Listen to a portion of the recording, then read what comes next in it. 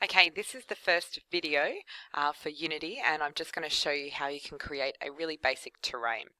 So this is the initial setup of Unity, and as you can see I have my screen on a 2x3 split, which just means that I have my main scene here, my gameplay scene here, my hierarchy of all the objects right here, I've got my asset store here, and then anything that is in my hierarchy I have in parameters that I can change in the inspector window.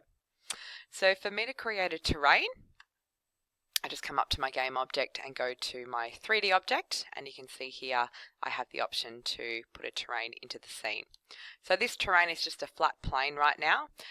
It is quite large. You do not need to scale it up, but if I was wanting to scale, I could click on my terrain and use the scale key over here to make it bigger. However, the larger the terrain is, the more lag that your computer will have. So just looking at my terrain here now, it is a little bit dark in my scene. My scene hasn't opened up with a standard directional light, so I can bring one in myself. Once again, going to the game object, I can just go to light and bring in directional light, and now everything looks a lot brighter. Okay, back to my terrain.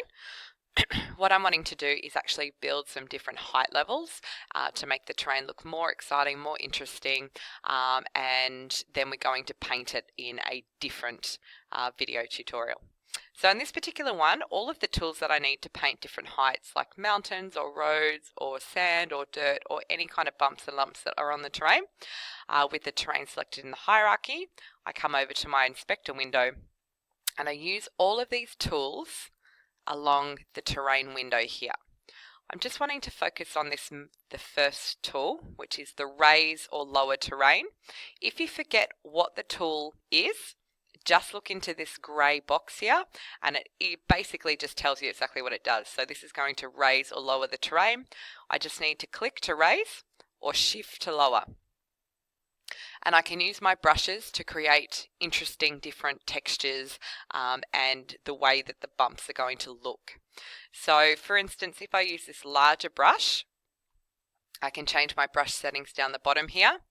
I can change it from larger to smaller. Obviously that's quite a large brush there, and if I make it smaller, you can see that it's going to be very small.